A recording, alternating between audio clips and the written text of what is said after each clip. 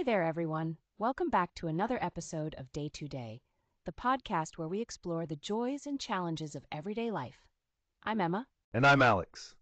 Whether it's personal growth, navigating relationships, or just tackling the chaos of the day, we're here to talk about it all and hopefully help you along the way. So grab your coffee, tea, or whatever keeps you going.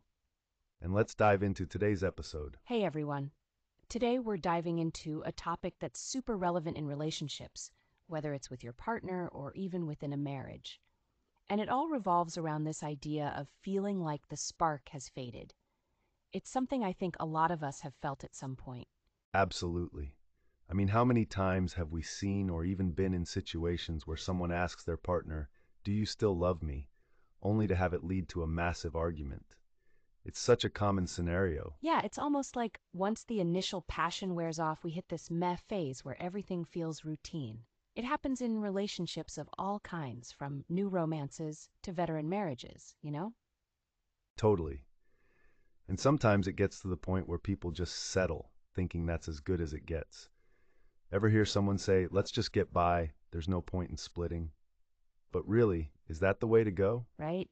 It's like, are we settling because we think love has vanished, or are we just not picking up on the way their love language has shifted over time? Oh, love languages. Now that's a juicy topic. Dr. Gary Chapman talks about 5 primary love languages that people use to express love. Words of affirmation, quality time, receiving gifts, acts of service, and physical touch. And a lot of us probably default to one or two, but don't realize how our partner might have a completely different language. Exactly. So let's break it down. Let's say one partner is more about quality time and the other leans towards acts of service. One might feel neglected if they're not spending enough time together, while the other thinks doing chores is a sign of love. Yeah, like one person could be thinking, "I just cooked dinner for you." And the other is like, well, you never actually say "I love you" or "spend more time with me."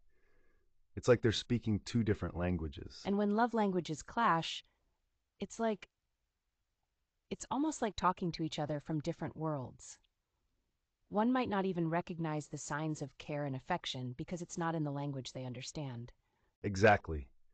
I read about a couple where the girl would playfully hit her partner as a sign of affection, but he was super uncomfortable with it. They were clearly misaligned because his love language leaned more towards wanting peaceful, quality time. That reminds me of another case where gaming became a struggle.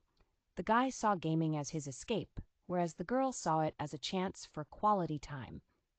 So when he chose to play with strangers, it felt like a personal rejection to her. And it's funny, right? Because from his perspective, he'd be the attentive partner handling chores and transportation duties. His focus was on acts of service rather than shared leisure moments. So it gets us thinking, how can couples better align their love languages?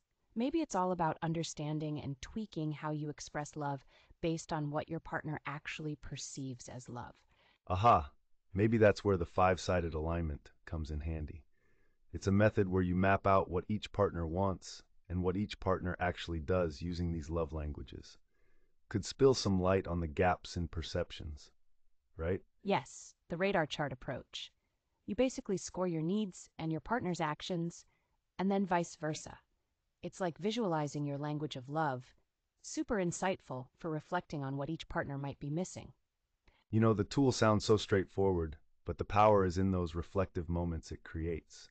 It asks us to initiate the process of understanding before jumping to conclusions about love fading. And it also emphasizes exploring whether you're both open to learning a bit more about each other's preferred love languages. That's key to preventing those "why can't you just" arguments. True, but there's also the other side. Relationships can at times just exhaust you.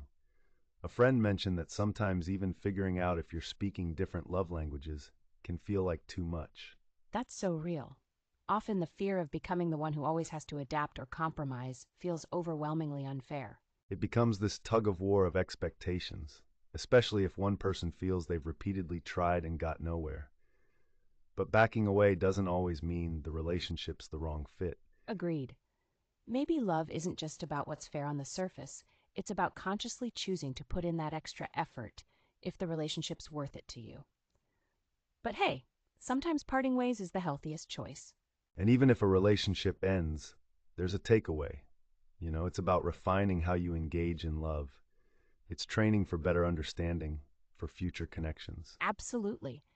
It's not necessarily about finding the right person, but rather more so about becoming the right person by polishing those love languages. That seems like a good spot to pause today's conversation. Hopefully, we've planted some food for thought for everyone out there wondering about the fading spark. Definitely. So, listeners, what's your love language?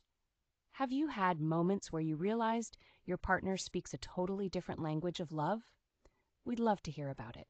Till next time, folks, remember, every language of love is valid. It just needs a little understanding. See you later. Keep loving and keep listening.